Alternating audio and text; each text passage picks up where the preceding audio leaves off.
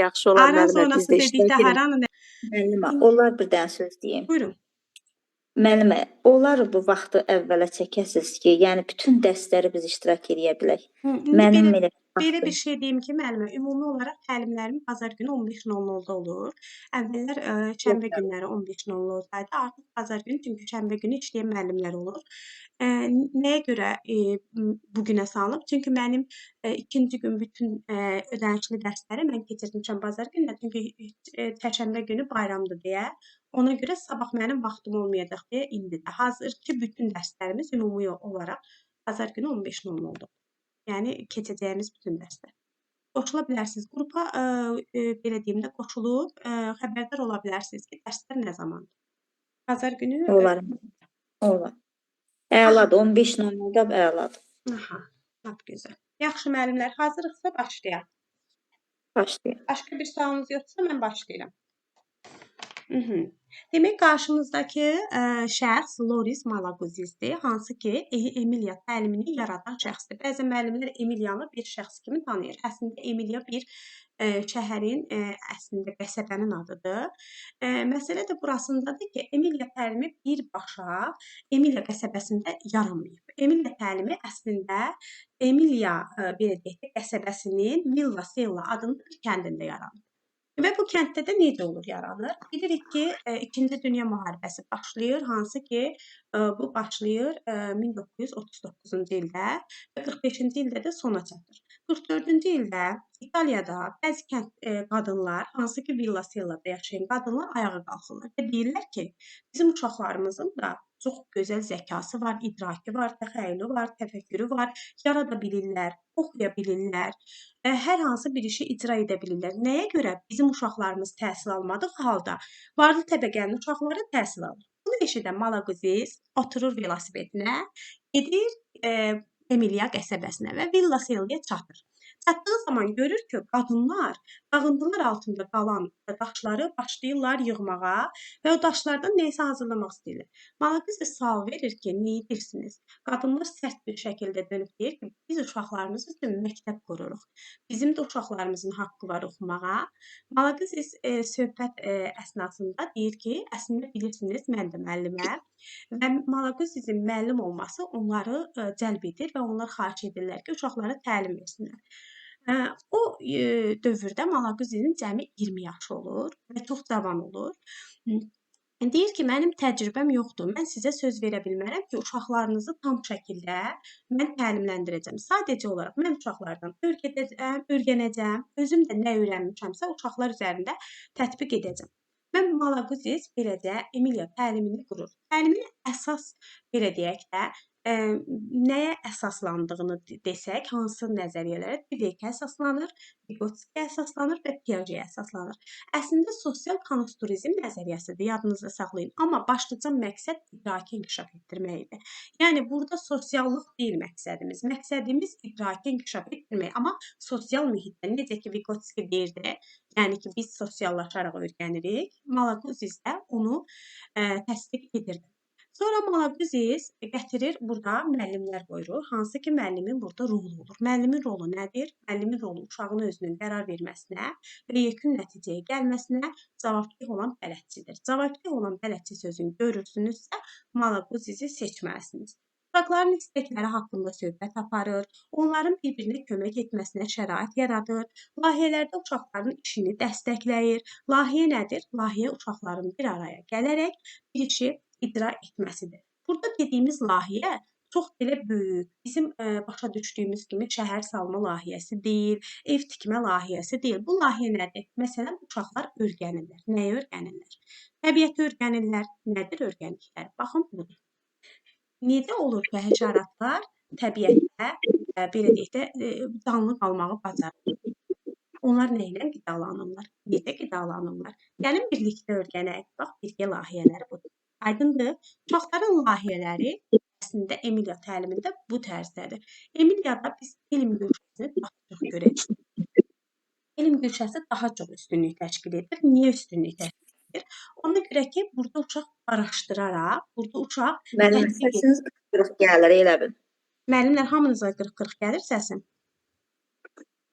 Bəli, müəllimə, biraz qırıq-qırıq gəldi. Hə, bir dəqiqə, hə. Burada uşaqlar öyrənərək, belə deyək də, bir-birlərinin əslində öyrənərək bir layihəni həyata keçirdirlər və bu layihədə qarşınızda gördüyünüz şəkildə görürsüz müəllimlər ekrandakı şəkli. Nə var ekrandakı şəkildə? Ekrandakı şəkildə biz böcəkləri görürük. Düzdür? Baxın böcəklərdir. Uşaqların hərəsi bir böcək yaradır. Düzdür? Və onu edən zaman nə olur? Bunu edən zaman uşaq artıq böcəyin məsələn neçə ayağı olduğunu, baş hissəsinin, tutaq ki, gövdə hissəsinin böyükmü, kiçikmi olduğunu öyrənir. Əslində böcəklər haqqında bir belə deyək də məlumata malik olur. İndi məsələ burasındadır ki, uşaq necə oldu ki, bax burdan gəldi çıxdı bura. Burdan uşağın bura gəlib çıxması üçün bax bunun baş verməsi lazımdır. Nə lazımdır? Müəllimin ona fasilitatorluq etməsi lazımdır. Cavabdeh bələdçi olması lazımdır. Amma necə olur? Müəllim ona cavabdeh bələdçi olur. Baxın, burada necə uşaq ətraf belə deyək də, ətrafda bir gəzintiyə çıxır və bir böcək görür. Müəllimə sual ünvanlayır. Deyir ki, o böcəyin niyə 6 dənə ayağı var? Mən görürəm, onun 6 ayağı var. Müəllim də deyir ki, səncə niyə onun 6 ayağı var? Müəllim birbaşa onu cavablandırmır. Neyniyir? Uşaqda maraq oyadır. Və uşaqda oyanan maraq nəyə səbəb olur? Bir layihənin yaranmasına. Və bu marağı, bütün uşaqlar bu marağı digər uşaqla birlikdə bütün uşaqlar oyadır. Və bütün uşaqlarda maraq oyanır. Düzdür? Və maraq oyandığı zaman uşaqlar başlayırlar layihəni həyata keçirtməyə. Uşaqların birlikdə həyata keçirdikləri işlər əslində layihə. Layihə necə olur? Biz bir böcəyi götürürük, onun növləri haqqında, onun belə deyək də digər böcəklərlə qohumluqları haqqında, onun rəng uyumları haqqında bir layihə hazırlayırıq və bunu gətirib birlikdə həyata keçiririk. Bu da olur bizim layihə sistemimiz. Emiliyada sensorlu masalar çox üstünlük təşkil edir. Görürsüz sensorlu masa. Sensorlu masa dediyimiz zaman nəyi nəzərdə tuturuq əslində biz? Sensorlu masa bir növ uşağın özünü kəşf etməsi deməkdir.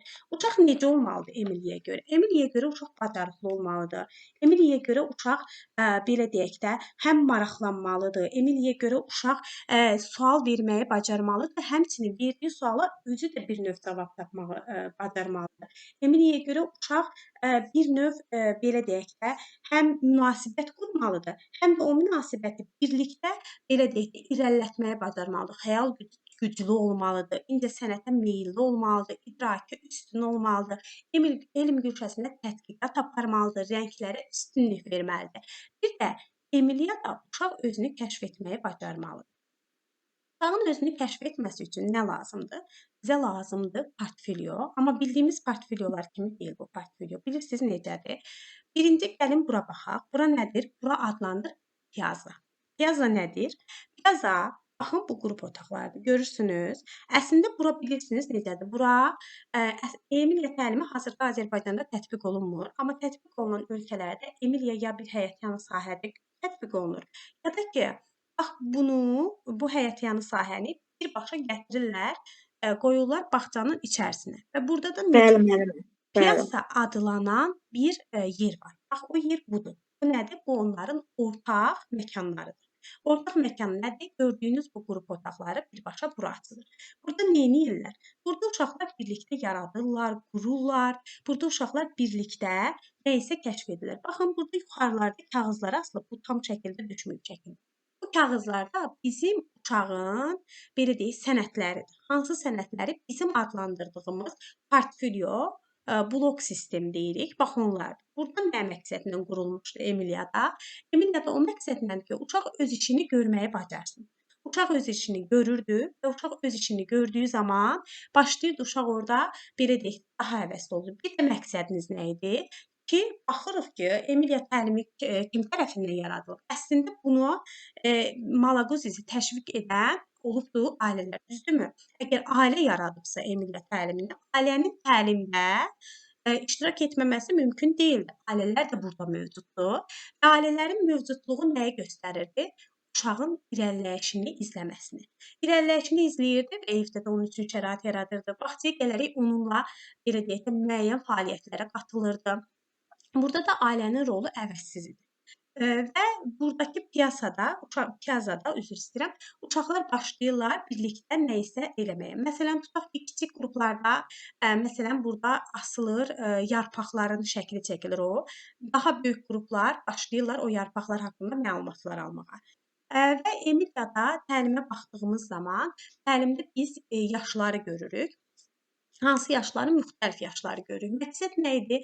Məqsəd uşağın özündən daha böyük birindən öyrənməsi idi. Uşaqlar 2 qrupa bölünürdü.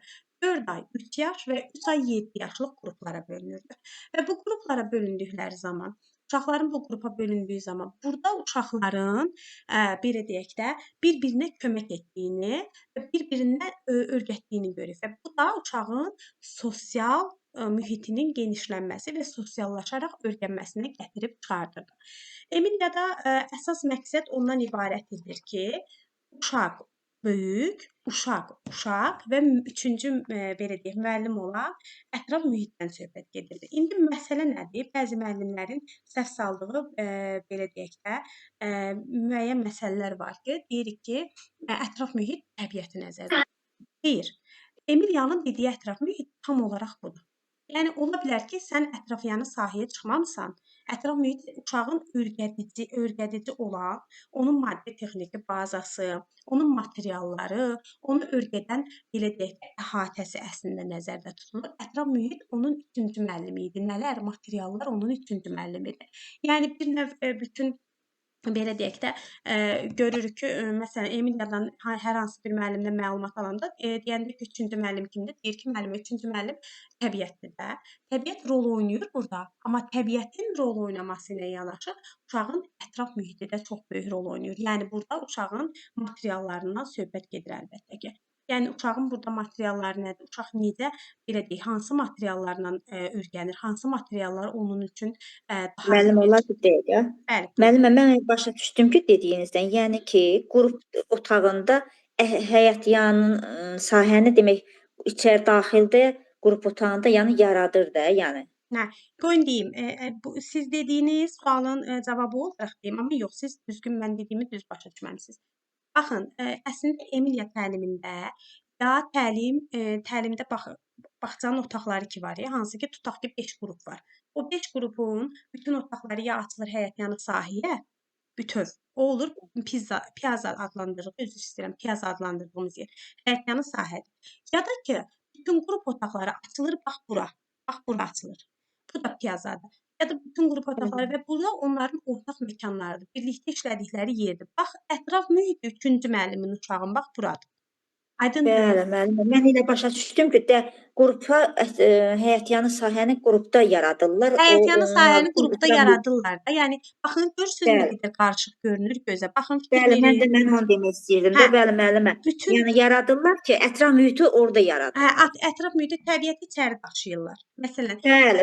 Daha çox hava şəraiti yaxşı olan ölkələr daha çox Emiliya təliminə üstünlük verir. Çünki təbiət qoynunda öyrənirlər. Bax, ayaqlarım sizə böcəklərin şəklini göstərdim. Onlar üçün tətbiqat əsl təbiətin özü idi. Üçüncü müəllim təbiətdir. Həm də onunla yanaşı ətraf mühiti uşağın. Ətraf mühit nədir? Onu öyrədən materiallar. Bax, bu taxta. Təbiətin bir ünsürü deyil taxta. Məsələn, ağacdan yaranır, düzdür? Bax, Emiliya da bir də müəllimlər yadınızda qalsın, çox qarışıq şəkillər görəcəyik biz. Necə qarışıq? Baxdığın zaman elə bilirsən ki, otaq çox səliqəsizdir və uşaqlar hər yeri qarışdırıblar. Əslində elə deyil, hər bir material öyrənmə, belə deyək də, metodu daşıyır. Hər bir materialın öyrənmə metodu var və belə olması daha məqsədə uyğundur. Çünki uşağın sən yaradıcılığına toxunmursan. Uşağın sən, belə deyək də, öz fantaziyalarına əl vurmursan. Sadəcə cavabdeh bir bələdçisən müəllim kimi. Aydındır müəllimə? Bəli, müəllimə. Aha. Daha sonra ümumi olaraq belə deyək də, biz uşaqlarla işləyən müəllim olaraq Emiliyada görürük ki, 2 il uşaqla bir müəllim belə deyək də məşğul olur. Amma sırf orijinalını oxuduğunuz zaman Emiliyanın görürsünüz ki, orada 2 müəllim məşğul olur. Bir müəllim belə deyək ki, sırf onu öyrədir, necə deyək, idraki ilə, elm göçəsi falan. Bir müəllim onun incəsənəti ilə məşğul olur. Məsələn, musiqisi ilə. Aydındır? Yəni bir müəllim də Bəli. çox onun musiqi ilə inkişaf etdirdiyini görürük. Və ümumi olaraq biz belə deyək də, Emiliya təlimində başlıca məqsəd olaraq sosial konstruizm, özündən daha bilikli bir uşaqdan öyrənməsini, müəllimin cavabdeh müəllim olmasını, qarışıq qrupları, idrakin daha çox inkişaf etdirildiyini və belə deyək də, uşaq böyük, bir də üçüncü belə deyək də, təbiət həm də ətraf mühitdən üçüncü müəllim ondan söhbət gedir. Bir də burada belə bir şey var ki, böyük uşaq deyirik, uşaq deyirik, bir də uşağın öz beyni var Emiliyada. Necə deyək, uşağın öz istəyi var, uşağın öz fikirləri var. Burada yanaşır. Emiliya nə deyir? Emiliya deyir ki, əslində bizə doğrudur. Uşağın öz fikirləri var. Yaxşı, uşaq öz fikirlərini necə ifadə etsin? Şəkildə güzgülər görürsünüzsə, bilin ki, Emiliyadır. Güzgü nədir? Güzgü uşağın özünü daha yaxşı görməsi və hər tərəfli. Aydındır? Yəni uşaq özünə hər prizmadan yanaşmasını deyir. Bir də Emiliya nə deyir? Məsələn, sual versə ki, 100 rəng çaları, deyəcəksən Emiliyadır. Yaxşı, uşağın 100 dili var desə, deyəcəksən Emiliyadır. Yaxşı, müəllimlər, belə bir sual verim. Uşağın 100 dili varsa, nə demək istəyir Emiliya? Deyir ki, bir uşağın 100 dili var. Uşağın özünü ifadə etməyi. Necə ifadə etsin? Müəllimlər, çox xahiş edirəm, dərsin effektini pozmayaq da, səsləri bağlayaq. Buyurun müəllim. Aha, buyurun. Uşağın özünü ifadə etməsi. Uşaq özünü necə ifadə edir? Müxtəlif, məsəl üçün fəaliyyətlərdə ola bilər ki, müəllimə, uşaq məsəl üçün rəqsdə ola bilər, yaradıcılıq qabiliyyətində ola bilər. Yəni özünü fərqli şəkildə ifadə eləyə bilər də. Məsələn, sən uşağı şəkil çəkərkən onun dilini başa düşə bilərsən, mahnı oxuyarkən onun dilini başa düşərsən, danışarkən onun dilini başa düşə bilərsən, oyun oynayarkən onun dilini başa düşə bilərsən. Məsələn, rəsm analizləri ki, mən bunu belə deyək də, həqiqətən belə deyək, çox möhtəşəm bir təlimini almışam və sizlərlə də bölüşəcəm inşallah. Qarşımızdakı həftələrdə də olmasa, aylarda da. Rəsm analizi birbaşa uşağın psixologiyasını öyrənməyimizə kömək edir. Məsələn, biz belə deyək də, qiymətləndirmənin metodlarının içərisində görürük. Fikir verin müəllimlər, portfolio belə oradan gəlir. Düzdürmü? Bizə Emiliyadan gəlir. Emiliya deyir ki, uşağın dili. Biz uşağı nəyindən başa düşürük? Müşahidə, müsahibə, şifahi sorğu, fəaliyyət məhsullarının təhlili. Düzdürmü? Fəaliyyət məhsullarının təhlili bir müəllim olaraq mənə nə deyir? Deyir müəllimə, sən uşağın psixologiyasını buradan bilə bilirsən. Necə bilərəm? Məsələn, uşaq pərdə çəkməyibsə, sən bil ki, o uşaq asosialdır. Məsələn, uşaq gözləri çox böyük çəkibsə, o uşaq müşahidəçi də ola bilər, qorxaq da ola bilər. Əlləri çox böyük çəkibsə, sən artıq onun gündəlik davranışından bilə bilərsən ki, atasını qəhrəman kimi görür, yoxsa şiddət görür uşaq. Aydındır? Yəni əslində biz hazırki dövrdə müəyyən yanaşma və nəzəriyyələrin tətbiqi formasını gündəlik belə deyək də fəaliyyətlərimizdə də işlədirik. Bu da Emiliyanın bir uşağın dilini, məsələn, rəsmdə sən uşağın dilini başa düşə bilərsən. Düzdür? Və yaxud da fəaliyyət məhsullarının təhlilində nə deyir? Bizə yapma var orada. Məsələn, uşaq tutaq ki, hər bir düzəltdiyi tutaq ki, personajın mı deyim, insan figurumu düzəldir, başı çox böyük edirsə, demək ki, o uşağın bir növ ərlik yerliyi var. Yəni burun yoxdursa, heç bir şeydə burun qoymursa, demək ki, o uşaq çox güvənsiz uşaqdır. O belə bizə deyir ki, müəllimə sən təhlil edib uşağın dilini başa düşə bilərsən. İndi Emiliya da bizə onu deyirdi. Deyirdi, hər bir hərəkətində sən uşağın nə ifadə etdiyini bilə bilərsən. Bir də biz güzgüləri dedim yenə də sizə deyirəm. Yəni biz əgər güzgü görürüksə, burada belə deyək də güzgü olanda fərqli formada özünü kəşf etməsindən söhbət gedir ki, bu illərim bir neçə müəlliməm dedi ki, müəllimə perspektiv planlaşdırmada güzgü mövzusu var və onu necə verəcəyik bilmirik. Əslində orada müəllimlər hərəsi əlinə bir güzgü almalı idi və uşağa özünə baxmağı, özünü necə görürsən, bir növ orada emosiyalarını, həm də uşağın özünü ifadə tərzini öyrətməli idi uşaqlara. Yəni bu ümumi olaraq beynəlxalq dərəcəli bir necə deyim mövzudur. Hazırki bağçalarda tətbiq olunan, yəni tək bizim bağçalarda deyil. Güzgüyə artıq çox önəm verilir. Özünüz də tətbiq edə bilərsiniz fəaliyyətlərinizə. Bu qədər müəllimlər, sualınız varsa buyurun, ətraflı daha yaxşı danışaq. Buyurun. Dan nəzəriyyənin açar sözlərin, yəni Hə, açar sözləri Anladım. və açar sözləri əslində belə bir şey deyim ki, açar sözləri olaraq müəllimlər bilir, şəkillərdə çox vaxt qarışdırırlar. Məsələn, bir uşağın qarşıda tutaq ki, belə bir şey ola bilər ki, burada fərqli yarpaqlar olsun. Bu da təbiət ünsürüdür əlbəttə ki. Fərqli bir şeylər olsun, amma uşaqların da hamısı ondan məşğul olur. Bu bir belə deyək, layihədir. Bunu görürsünüzsə Emiliyadır. Təbiəti bax bu şəkildə görürsünüzsə, burada məqsəd nədir? Burada kəşf edir. Aydındır nə demək istəyirəm? Müşahidə edir. Bəli, bəli, başa. Müşahidə Bəli, edir, sonra başa. başladı onu kəşf etməyə. Belə şəkillər görərsinizsə, birbaşa deyil, belə görsəniz, yəni Bəli, qarma-qarışıq. qarışıq şəkillər, baxırsan ki, çox səliqəsizdir, Emiliyadır. Sensorlu masa görürsənsə Emiliyadır. Bəli, Kölgə bundadır. teatrları adətən Emiliyada olur, çünki biz dramlaşdırılmış oyunu da orada görürük. Güzgüdür. Güzgüdür görürsünüzsə Emiliyadır. Məsələn, bax qarışıq, baxın, görürsüz müəllimlər, flowchartdır bu. Bu uşaqların nümunələri. Görürsüz, bax bu şəkildə asılır Emiliyada. Aydındır, bu şəkildə asılır. Uşaqlar birinci belə çəkir, sonra belə çəkir, sonra belə bir-bir özü artıq öz fəaliyyətini izləyir. Valideyn gələndə də izləyir. Baxın, görün nə qarışıqdır. Görürsüz? Çox qarışıqdır. Hətta gözü yorur. Çox qarışıqdır. Güzgünü görürsüz? Müəllimə, Emiliyada şey yoxdur da, demək, necə deyim, güşələr, əyani vəsaitlər belə. Belə əyani vəsaitlər, güşələrdir, bilmirəm. Hə, güşələr yoxdur Emiliyada. Demək istəyirsiniz ki, o necə deyək, legolar, konstruktorlar. Məsələn, taxta var Emiliyada. Gəlin belə bir şey deyim.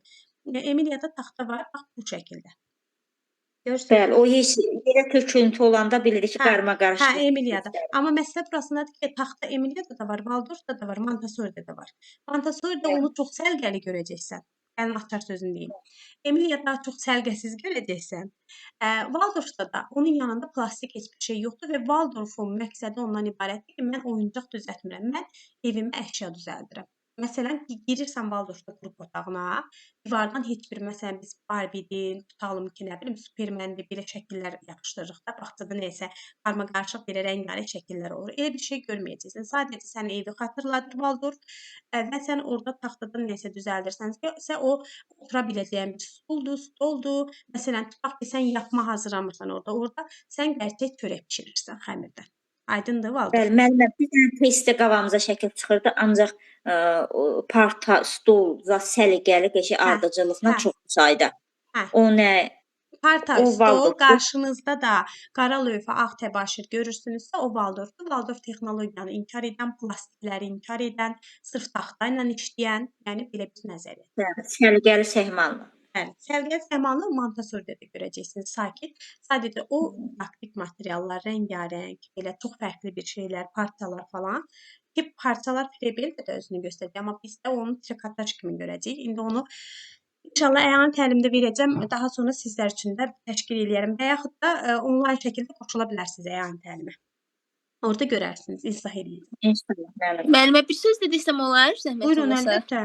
Buyurun. Müəllimə, bir də ki, müxtəlif yaş qrupları olurdu burada, yoxsa eyni yaş qrupları? Emiliyada müxtəlif yaş qruplarıdır və müxtəlif yaş qruplarının olma səbəbi ondan ibarətdir ki, burada uşaqlar özündən daha böyük, təcrübəli birindən öyrənsin. Müxtəlif yaş qruplarında kateqoriyaları bölsək əgər 4 ay, 3 yaşına kimi bir qrup əslində, 4-7 yaş bir qrupdur. Amma hazırda biz qarışıq qrup deyirik, ona kateqoriya bölmürük, məsələn, Montessori kimi. Bizdən elə bir tələb olunmur. Amma orijinalını oxuyanda görürsünüz ki, yaş kateqoriyası odur. 4 ay, 3 yaş, 3-6 yaş, 3-7 yaş, üzr istəyirəm. 4-7 yaş, bax belə. Aydındır? Bəli, amma Montessori'də eyni yaş idi elə. Yox, Montessori'də də müxtəlif yaşdır. Sadəcə o inkişaf mərhələsinə görə bölünür. Necədir? 0-3 yaş əhatə edir şuursuz dövr, 3-6 yaş əhatə edir şuurlu dövr. Waldorf isə eyni yaşdır. Waldorf eyni yaşdır. Aydındır? Bəli, müəllim, aydın oldu. Müəllimə, çox Mən sağ də olun. qarışdırdım, sağ olsun müəllimə. Mən də qarışdırdım. İndi onu özünüz üçün qeyd edin. Ekranda qayd olunub, daha sonra dərs izləyə bilərsiniz. Başqa müəllimlər, buyurun. Dərs sizindir. Nə sualınız var? Axşamınız xeyir müəllimə. Axşamınız Olar xeyir. sual vermək. Əlbəttə, buyurun. Müəllimə, buradakı təsvirdəki şəkil yəqin ki, qrup otağınındır da, düzdür? Bu deyim nədir müəllimə?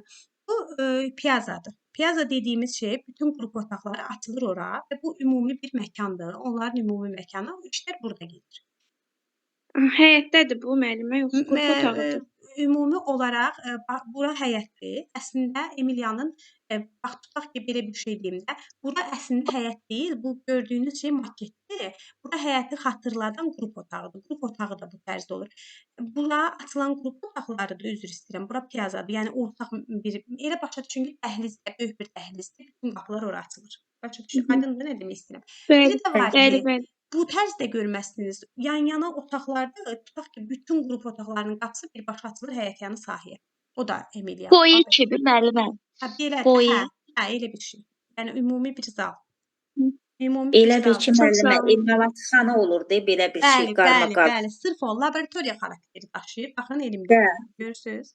Amma desəm ki, sırf laboratoriyadır, yalan deyir. Emalatxanada, nə bilim, müxtəlif şeylər deyə bilərsən. Yəni bir növ uşağın öyrəndiyi, müşahidə etdiyi, kəşf etdiyi, yaratdığı bir yer. Adlanır İnşallah piyaza. bizdə də belə təşkil olunlar. İnşallah. Çox Mən gözəl özünüz, müəllimə. yəni kimdənsə nəyisə gözləməyin, özünüz nəyisə yaratmağa çalışın. Bəli. Müəllimə imtahan olacaq da yaxınlarda deyirlər. Müəllimə, açıq deyim, keçən səfər də demişdim, əslində mən də may ayı eşitmişəm. Deyə bilmərəm ki, olacaq, deyə bilmərəm ki, olmayacaq. Sadəcə əlinizdə yəqin ki, vəsaitləriniz var, oturun oxuyun. Yəni keçən səfər hətta o düşəndə ki, imtahan olacaq falan, mən bütün müəllimlərimə deyirəm ki, niyə təşvişə düşmüsünüz? Bir aya çox da böyük bir şey eləməyəcəyik. İndi Xeyr, orada mən təşvişə düşmürəm. Ancaq mən də bir dəqiq bir məlumat bilim. Düzdür, müəllimə, müəllimlər də əslində mənə deyir. də deyiblər, mayda olacaq, mən də sizin kimi. Yəni deyə bilmərəm dəqiq. Bəli. Bilmirəm. Amma müəllimə deyirlər brifinq olacaq güya bu Apreldə, bəli, apreldə. gözlənilir. Briefingdən sonra inşallah dəqiqliyinə biləcəyik.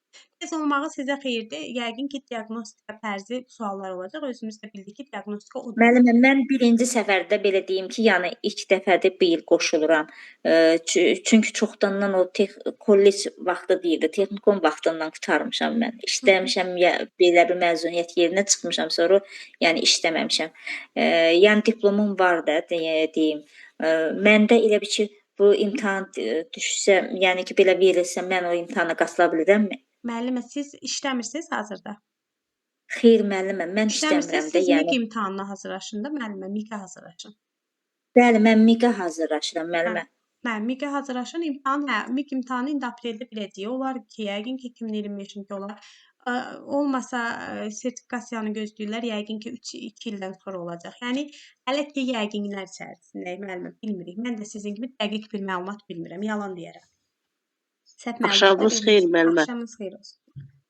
Bu sertifikasiya dinləməyə yoxsa ki o birini Yox, MİQ sertifikasiyanı maya deyirlər əslində. Deyirlər ki, ondan sonra MİQ olma ehtimalıdır. Bilmirik. Müəllimə, dəqiq bir məlumat deyil də. Yəni apreldən sonra inşallah biləcəyik. Müəllimə bir söz deyə bilərəm. Bəli. Buyurun. Müəllimə siz Emiliya modelində 4 ay, 3 yaş dediniz də. Mən Bəli. bəzi yerlərdə oxuram 3 bir də 6 yaş deyirlər. Siz 3-7 dediniz. Dö- Yəni 3-7 Yox, 4 4 il. 3 yaş. 4 il. Yox, 4 aydan 3 yaşa 3 qədər. yaşa qədər, bir də 4 Bəli. 3 yaş, 7 yaş bir də. Hə, 3-7-dir Hə, də siz dəqiq. 3-6 yaş oxuduğunuz Montessori olar. Böyük ehtimal. Hə, Montessori, bəli, müəllimə, mən də dəqiqləşdim. Onu dəqiqləşdim. Hə, Yəni bu ola bilər. sizə deyim ki, 3-7. lazımlı bir məlumatdır, amma məlumatdır, əslində lazımlıdır. Testdə düşəcəkmi? Yox. Mən əslində müəllimlərə hər zaman belə bir şey tövsiyə edirəm və əlavə də belə deyək də, necə deyim sizə, əlavə də materiallar falan atıram ki, əsas nitqinizin inkişafıdır. Mən bu sözü hər zaman deyirəm. Bir müəllimin özünü ifadə eləməsi üçün nitqinin inkişafı çox vacibdir. Nitqdə necə inkişaf olunur? Bir şey haqqında dərin məlumat bilirsənsə, sən bir şeyi tam olaraq mənimsəmisənsə. Mən baxıram, müəllimlər çox vaxt ancaq test edir. Test. Məsələn, mən də test elətdirirəm. Çox gözəl situasiyalı testlərim var. Yəni bilən müəllimlər də bilir. Amma məsələ burasındadır ki, mən mövzunu bilmirəmsə, özüm də deyim məsələn, o testi necə edəcəm? Sabah müsahibədə nə edəcəm? Baxın, Bakı müəllimləri var ki, MİQ-də 50 balla, 45, 49 balla kəsilib. Amma mənim, inanın bu səmimiyyətimə, o müəllimimdən biri kəsilə ya kəsilməz. 36 balla müəllimlərim var ki, ilk mərhələdən keçiblər. İlk Bakının ilk mərhələsindən 37 balla keçiblər. Niyə? Çünki çox gözəl nitqləri var. Özlərini ifadə edə bilirdilər. Bir şeyi əhatəli şəkildə bilirdilər. Aydındır nə demək istəyirəm? Bəli, müəllimə, müsahibə onu Müsahibə istəyir. sizin əsas mərhələnizdir. Kim nə deyir desin. Məsələn, bunu hər kəs deyər.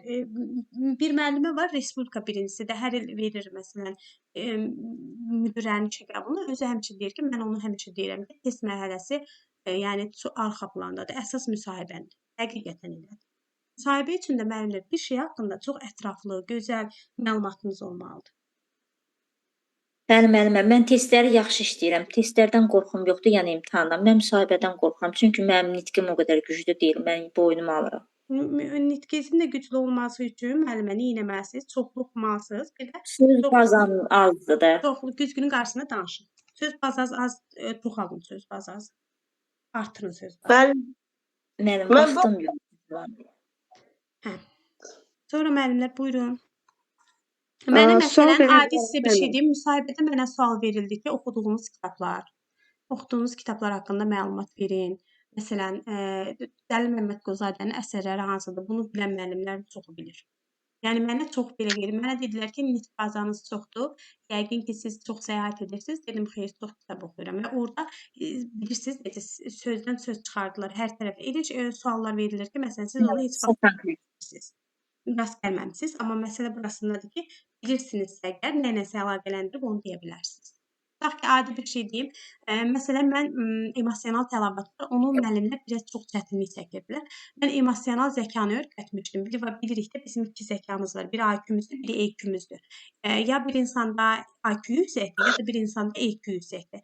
Emosional, yəni zəkası yüksəkdir. Bunu oxutmuşum Qolman nəzəriyyəsidir. Məsələn, o təsadüfən müəlliməyə sual verilmişdi ki, bunu test mərhələsində oxumuşduq ki, onu başa düşək də. Yəni bu müsahibə sual deyil. Müəlliməyə sual verilmişdi ki, emosional zəka nədir? Çox təsadüfi bir şeydir. Yəni müəllimə bəlkə də onu bilməsə oradan kəsilə də bilər. Yəni bilirsiniz necə hər tərəfli bilgi. Tutaq ki, Piaget'in özü bizə 2 mərhələdə daha əsaslıdır da. Konkretlə formal əməli bizə lazım deyil. Amma götürdüyünüz zaman test mərhələsində də müsahibədə də ən çox o suallar verilir. Niyə görüm müəllim hər tərəfli oxuyurmu?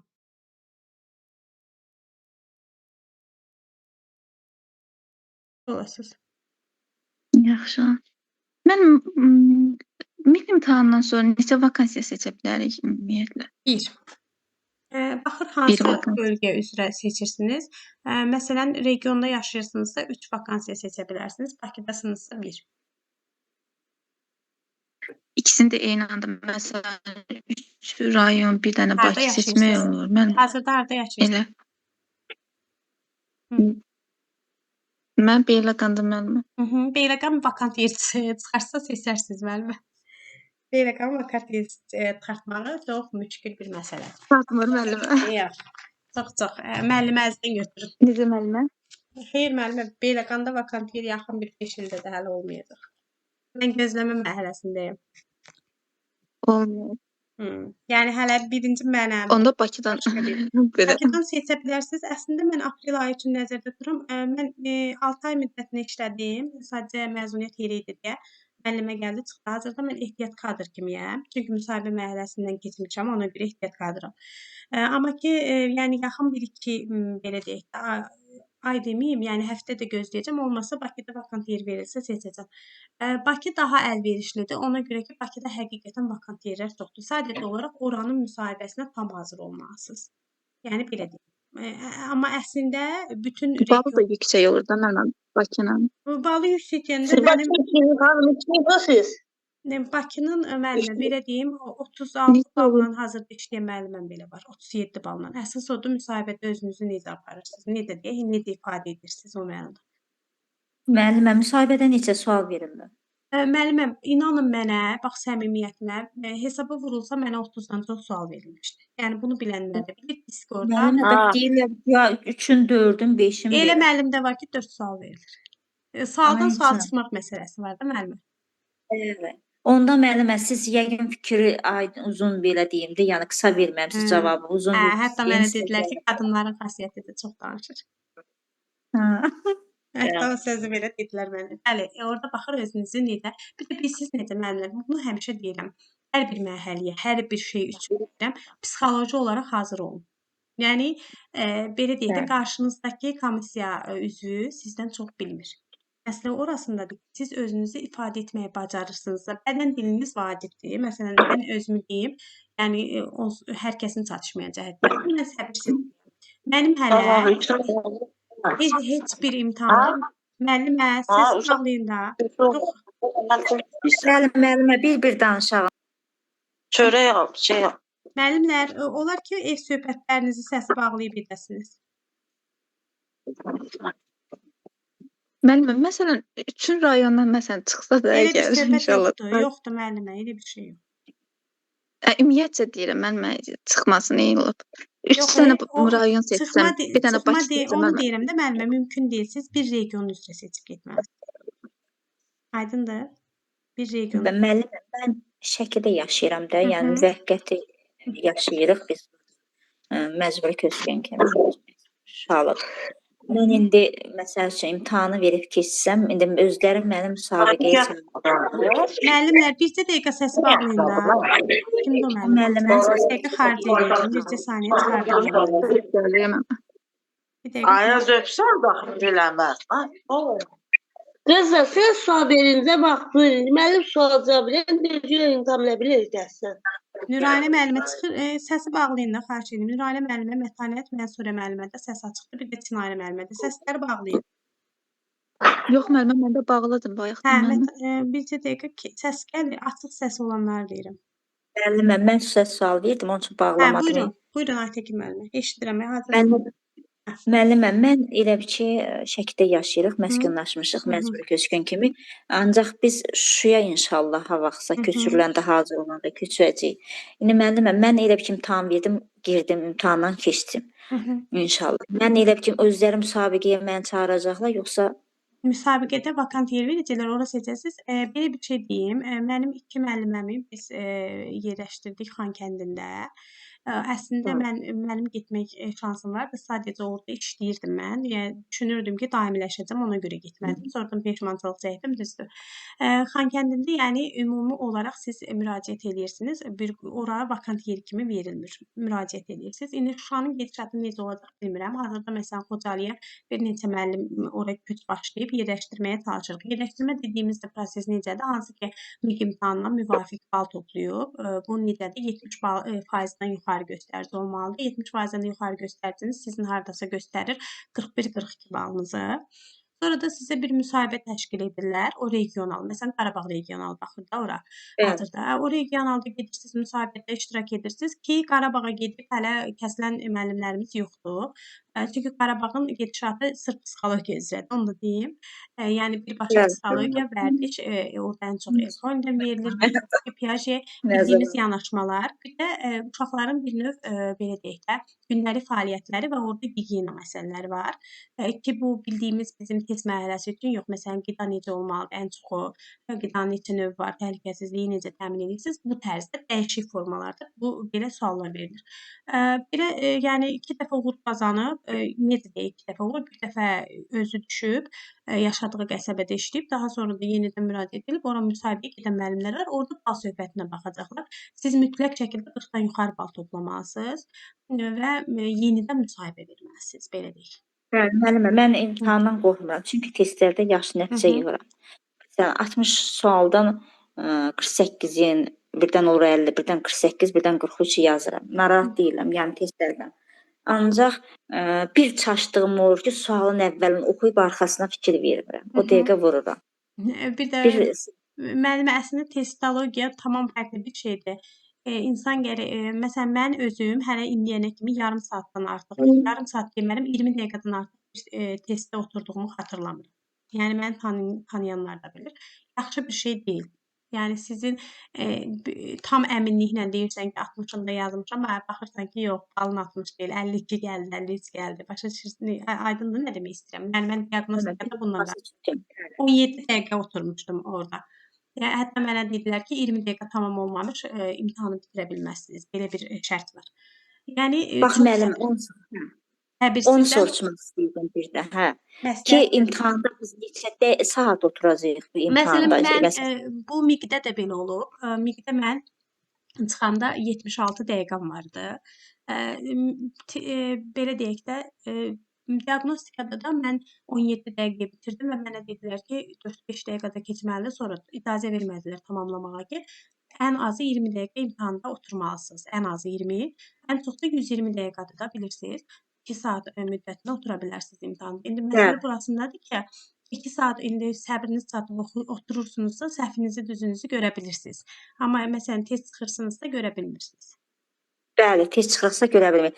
Ancaq mən də fikirlərimə gətirirəm ki, yəni başa düşürəm ki, mən MİQ imtahanında mənim vaxtım olacaqdı. Yəni o suallara rahat arxayın işləyə biləm. Rahat arxayın işləyə bilərsiniz. Bir də bir məsləhət görürəm, qulaqlarınızı tıxıyın. Heç bir onsuz da səs olacaq. Sadəcə siz test, yəni kompüterdə də qarşınızda 5 sualın biri düzgündür.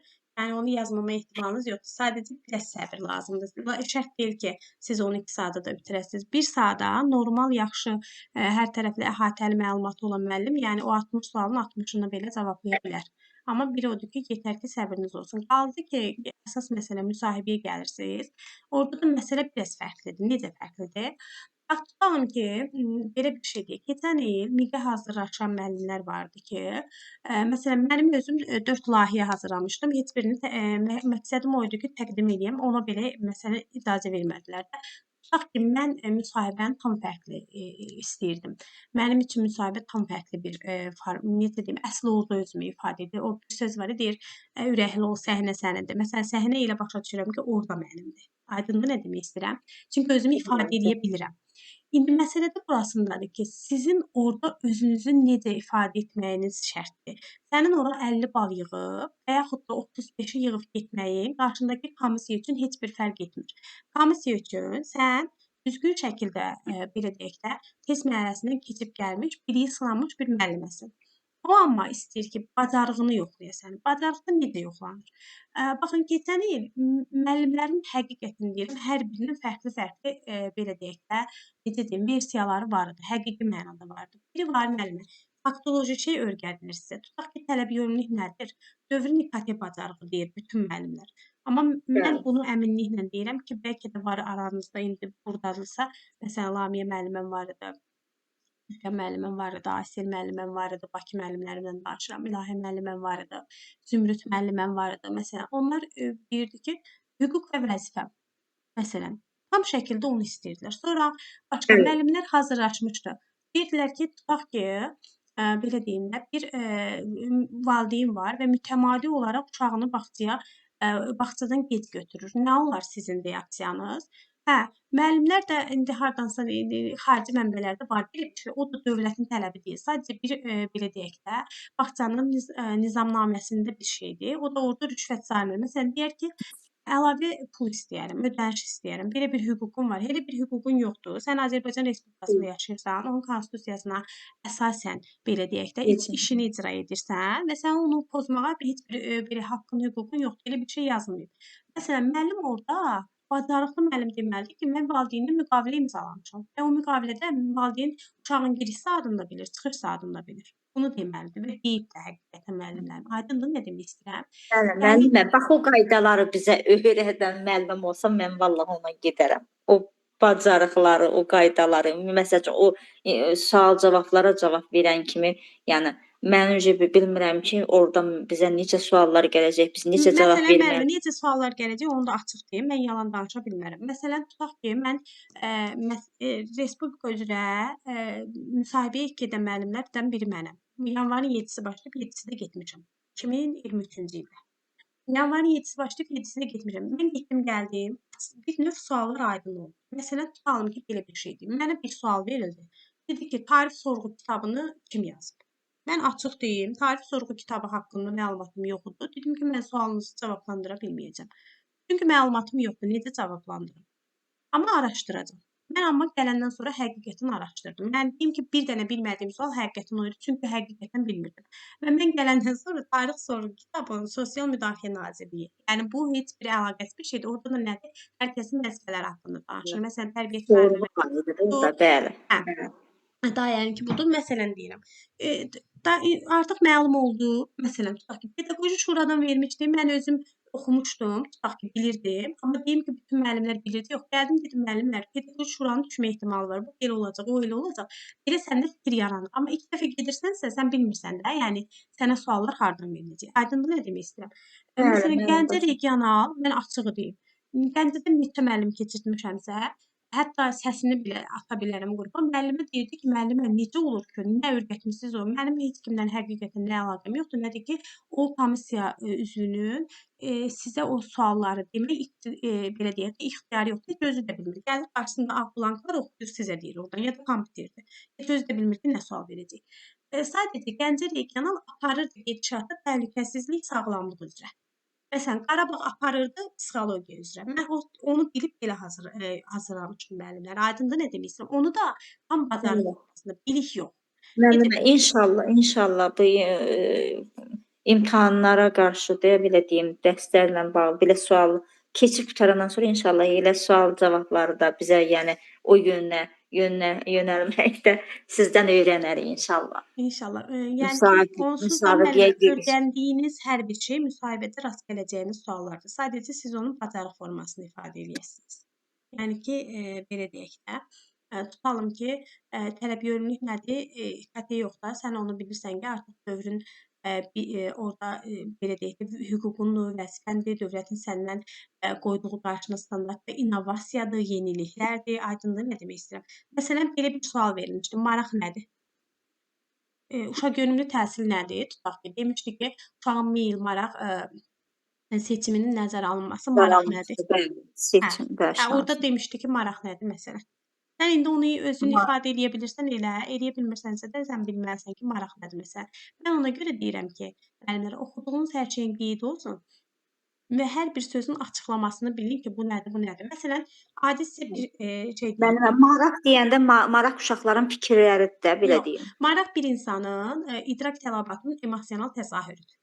Yəni mənim əgər daxili motivim yoxdursa, bir şeyi öyrənmək istəyim yoxdursa, ora idrakım da olmayacaq. Mən idrak tələbatım o zaman yaranır ki, mənim ora emosiyam var, istəyim. Düzdür? Məsələn, niyə oxuyursunuz? İdrak başa düşmək deməkdir, bəli, müəllim. İndi onu məsələn öz sözlərindən də ifadə edə bilərsən. Və yaxud da bir uşaq yönümlü təhsil nədir? Uşaq yönümlü təhsil odur ki, məsələn, marağını, meylini, seçimini nəzərə alalım. Düzdür? Yaxşı, seçim ver görüm uşağa. Uşaq deyir ki, bədii təfəkkür məşğələsində mən bu məşğələni istəmirəm, təsviri fəaliyyət verərsən. Mənim də durur belə qalır ki, nə danışır. Orada deməlisən ki, seçim necə?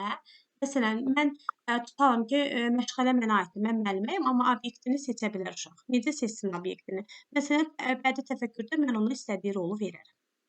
Bu olmalıdır cavabınız. Aydındır? Yəni ona görə müsahibə biraz ağırdır, ona görə istehbalılar gətirir, ona görə faktdan kənardır. Sən orada artıq birbaşa biliyini deməlisən. Sən orada 35 bal yığsan da, 55 bal yığsan da keçib getmiş bir müəllimsən. Bir də onu deyim ki, məsələn, yüksək balın varsa, 40-dan yuxarı yığmısansa, mütləq şəkildə nitqin yoxlanır. Mütləq şəkildə belə deyək, dünya görüşün yoxlanır ki, sən görüm nə qədər savadlısan. Məsələn, o balın haqqını verirsən, yığdığın balın. Aydındır? Belə. Müəllimə, necə toplamışdınız? Mən MİQ-də hansı region seçmişdim? Toplamışdım. Region seçməmişdim. Öz bölgəmdə heç bir yerdə çıxmadı. 2023-cü ildə heç bir yerdə çıxmadı. Sadəcə 6 ay əvəz etmə müəllimi kimi çalışmışam. Amma diaqnostikada iştirak eləmişəm. 17 dəqiqəyə cəmi çıxarışda 24 dəqiqə çıxıb. Çünki ona görə ki, orada belə deyək də 20 dəqiqə şərtdir ki, orada oturasan. 52 bal yığmışam diaqnostikada. Bəs MİQ-də müəllimə? MİQ-də 42 bal yığmışdım. Müəllimə, niyə axıra qədər oturmamısınız ki? Müəllimə, ümumi olaraq niyə yox axıra qədər? deyil. Axıra kimi diaqnostika həqiqətən çətin deyildi. Axıra kimi oturmama səbəbini deyim. Əslində axıra kimi oturmama deyildi. Səbirsizlik. Birinci bizdə sistem çökdü. Bir saat biz elə başa düşün 11-də başlamalıydı, 12-də başladı. Sistemdə heç nə görünmədi. Elə biz kimi Mən də elbisi belə vermişsiniz. eləyə yazdım ki, birdən sistem bağlanar, onun qorxusu ilə ki, bütün hər şey gedər də. Yəni bir növ psixoloji olaraq. Yoxsa yəni o dərəcədə səbirsizlikdən irəli gəlmirdi. Yəni MİQ-dən özümə söz vermişdim ki, test çıxmayacağam. Test çıxmaq mənə heç qazandırmır, amma orada belə oldu ki, psixoloji təsir kimi bir şey oldu da. Özümdən asılı olan bir şey deyil. Yəni elə başa İşləyirsiniz xanım, müəllimə, yoxsa Necə? işləyirsiniz indi bu dəqiqə? Hazırda yox. Hazırda ehtiyat kadram. 6 ay yanvarın 15-dən bəri işləmirəm. 6 ay məzuniyyət yerində işləmişəm, amma diaqnostik qiymətləndirmədə iştirak eləmişəm. Və o qrupal toplamışam. Seyrənirə müəllimə. Axşam Sevgi Salim müəllimə. Mənə maraqlı gələn birisiz nədir? Bu sertifikasiyadan hansı nəzəriyyə düşəcəkdir görən bizə? Yeni nəzəriyyələr verəcəklər, ümumiyyətlə çərçivə veriləcək. Mən bir nəzəriyyə fikirləşirəm, çox böyük ehtimal o düşəcək. Əslində belə bir şey deyim ki, 2023-ün hələ yay aylarında biz keçməmişdik MİQ-dən. Orada mən deyirdim Valdorf düşəcək. Bütün müəllimlər bilir ki, Valdorfu demişdik. Valdorf da gəldi düşdü. Amma bir növdə deyim. Skinner deyirsiz? Skinner. Stiner bəlkə də street oldu, yox o olmadı. Bir belə deyək də necə izah edeyim sizə? Bir nəzəriyyə var, hansı ki, o birbaşa ətraf aləmlə tanışlığı özündə ehtiva edir. Sırf o təbiətlə bağlıdır. Yəni otağa girmirsən orada. Bəlkə o düşdü. Təcrübə əsaslı öyrətmə. Asan, hə. Birisi necə? Onu deyim də inkişaf etmiş ölkələrdə. İnkişaf etmiş ölkələrdə niyə indi də kenguru təhsilinə keçiriləcək. Kenguruya da keçirildikdən sonra orada da məsələ burasındadır ki, daha çox layihələrə üstünlük veriləcək. O da olması üçün nə lazımdır bizə? Bizə lazımdır belə deyək, laboratoriya necə deyək, xarakterli parklar. O da orada özünü göstərir. Məktəbə qədər də deyirəm ha. Yəni o sırf Yəqin ki, Əmirə müəllimə, onu artıq oxuyub açar sözlərlə əsas məqamları özünüzdə qeyd eləmiş olarsınız. Əlbəttə. Hə, ona görə Atar sözlərlə bizə. Onun birinci izahı verilsin də, yoxsa belə nə biləcəyik? Müəllimə, hələ ki izahı nəzərdə tutmuram. Hələ ki yox. İnşallah. Gözləyəcəm müəllimə, sürət qrupunu. Siz gözləyin Salim müəllimə, inşallah. Çərçivə çıxsın müəllimə. Çərçivədə olarsa, inşallah.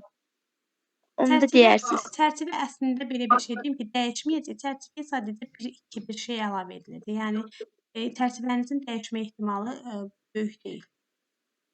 Yəni çərçivəniz öyrənilən test mərhələsində istəyirsiniz MİQ-ə hazırlaşın, istəyirsiniz sertifikasiyaya hazırlaşın. Siz oradan mütləq şəkildə sürpriz 5 suala rast gələcəksiniz. Mütləq olacaq o. Yəni çərçivədən kənar 5 dənə sürpriz sual olacaq. Deyirsən ki, bunu mən heç vaxt eşitməmişəm.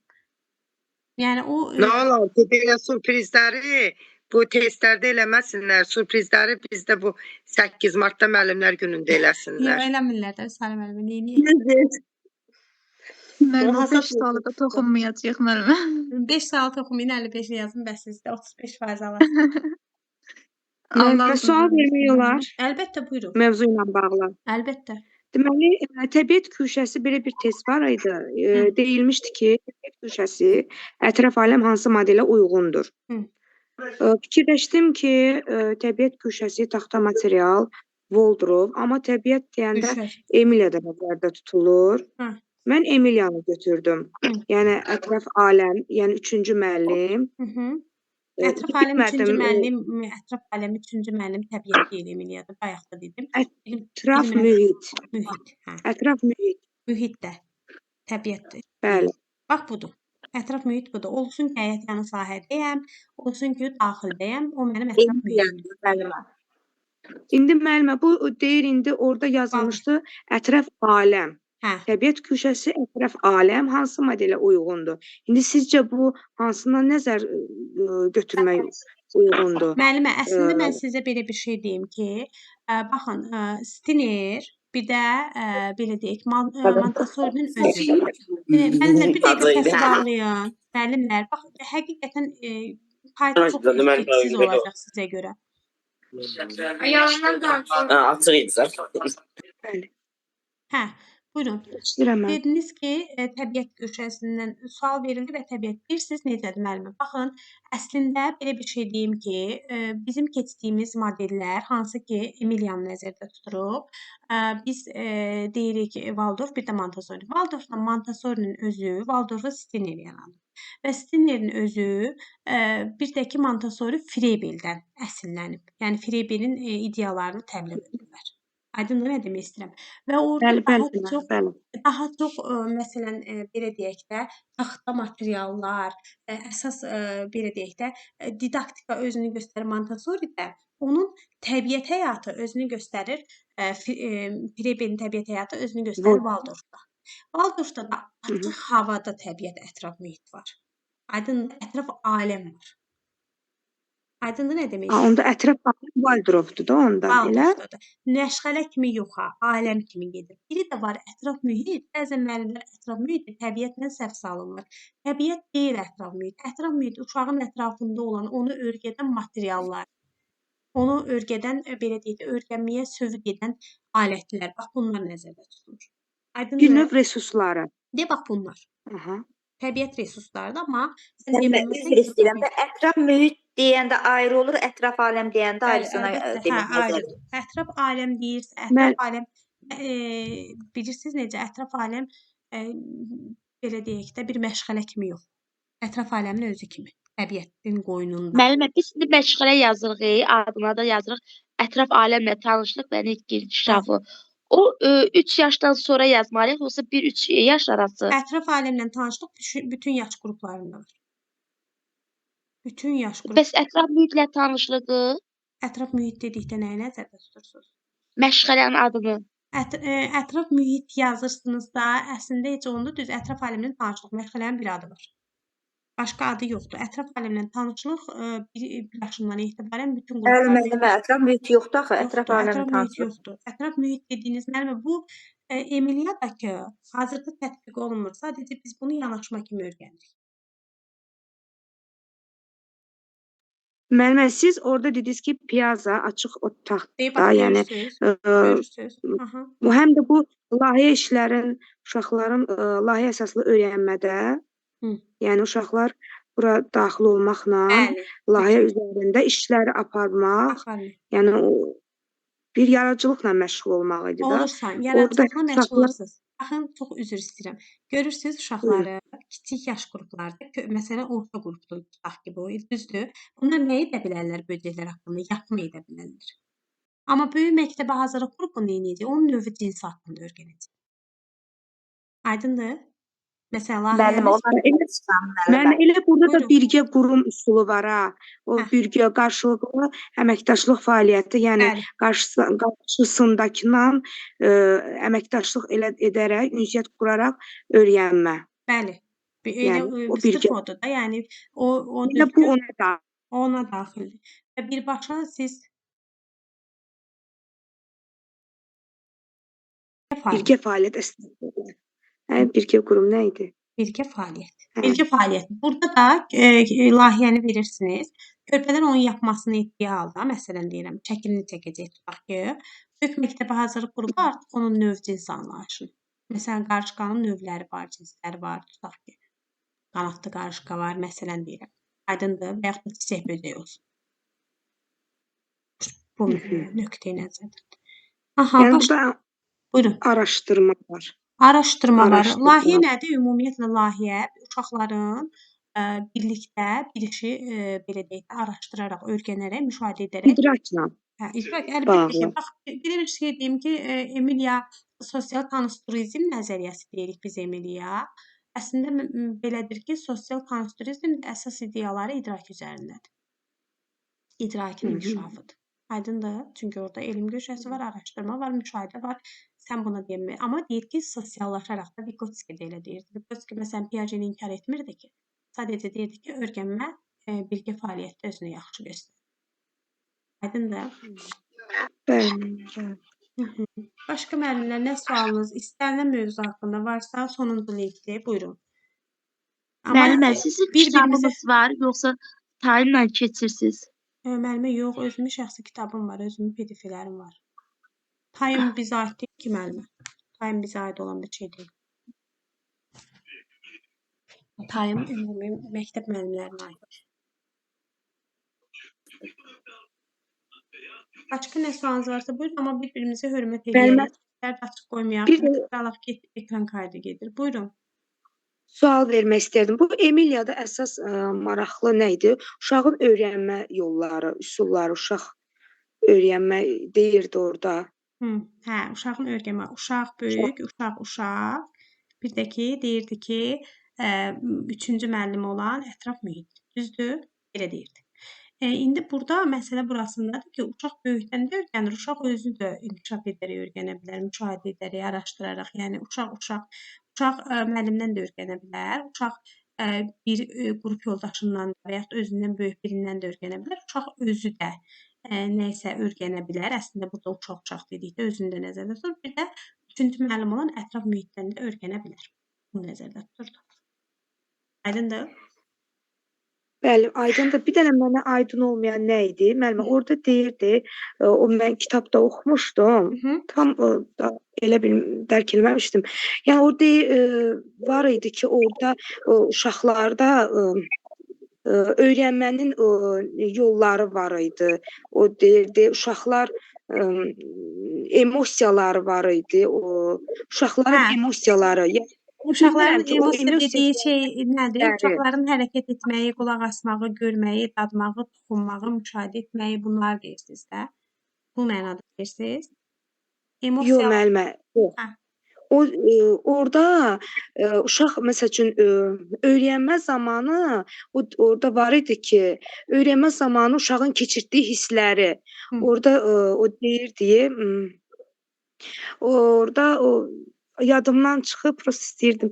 O keçirdiyi hisslər deyir önəmli idi. Uşaq orada emosiyalara deyir qapanmalı idi. Yəni Emilia da deyir. Aha, bəli. Bəlkə Yox, Brebel də deyir. orada o kitabda oxumuşdum. Orada o deyirdi. Müəllimə, məncə Emiliyadadır bu. Uşaqlar deyir ki, orada hətta tam yadımda deyil, ünsiyyətdə hətta əşyalarla təmas da deyir, şərait yaradılmalı idi. Uşaqlar öyrənmə zamanı, indi yadıma düşdü.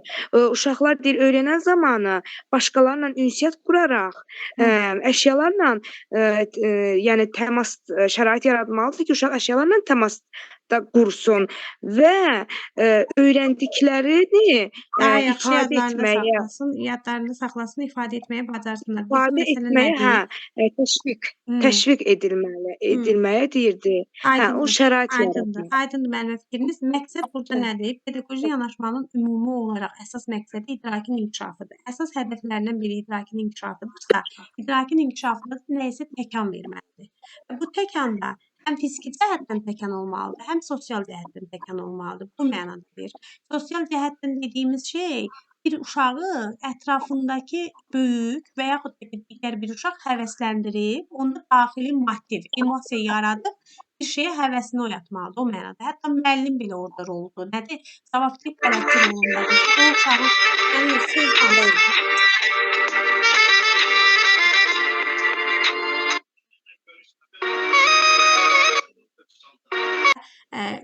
tutaq ki, bir həşərat haqqında sual verirsən, ona birbaşa sual verirsən. Yönəldirsən, artıq neysə, daxili motiv yaradırsan, bir emosiya oyadırsan, o da əşyadırmı, əşya, tutaq ki, hər hansı bir canlıdırmı, ona qarşı bir istəyə marağı yaranır. Bu mənada. Aydındır? Fikir tam olaraq bundan ibarət. Axşamınız xeyir müəllimə. Axşamınız xeyir. Müəllimə, siz Bakıda əyani təlim keçəcəksiniz də yəqin ki. Bəli, bəli. O harda olacaq? Həftədə neçə dəfə, saat neçədə?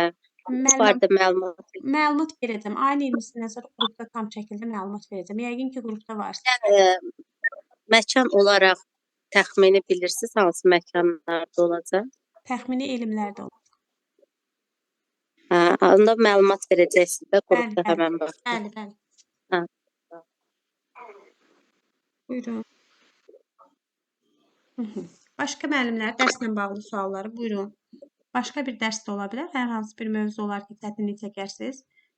Cavablandırmağa hazıram. Neçə dəqiqəmiz qalıb? 20 dəqiqəmiz. Buyurun. Axşamınız xeyir müəllimə. Axşamınız xeyir olsun. Çox sağ olun. Yəni bizi məlumatlandırırsınız. Yəni təşəkkür edirəm. Həqiqətən də hər bir şeydən, hər bir mövzudan bizə aid olanlardan, yəni məlumatlanırıq. Sizdən bir məsələ haqqında soruşmaq istəyirdim ki, may ayında deyirlər ki, sertifikasiya gözlənilir də, çox güman ki. Yəni ola bilər ki, aprel ayı üçün briefing olan zaman, yəni bir ay qalmış imtahana desinlər bunu. Ola bilər. Bu nədir? Ola bilərmi belə? Bəli, ola bilməyi sizin üçün daha əlverişlidir. İndi necə başa düşürsünüz düşünməni. Çünki o olsa əgər diaqnostika suallara rast gələ bilərsiniz. Olmasa mövzularınız və çərçivəniz mürəkkəbləşəcək. Deməli, yəni tez olmağı bizim eynən diaqnostika kimi Asan, olacaq. sizin xeyrinizədir. Əlbəttə ki, xeyrinizədir. Amma müəllimə, mən tam bir məlumat verə bilmərəm. Siz necə, mən də elə. Mən də eşitmişəm. Nə bilim, rəsmi bir mənbə deyir, amma ki, yəni mən sizə deyə bilmərəm ki, bu gün oturun mütləq hazırlaşın, sabah imtahandır, yox. Amma deyə də bilmərəm ki, arxayın olun. Əlinizdə hər şey var, özünüz oxuyun. Belə bir söz var, tez bazar məsələsi eləsələr, yəni gəlib çıxar, yəni həmin məqama ki, yəni diaqnostik suallar olsun. Ancaq bir məntiqə əsaslananda belə, yəni məntiqlə düşünəndə məncə may ayında, yəni tez bir zamanda belə deyilməz də. Müəllimə, məsələ burasındadır ki, mən məntiqlə düşünəndə belə düşünürəm ki, məsələn, biri özümdən götürüm, Yüksək nəticə əldə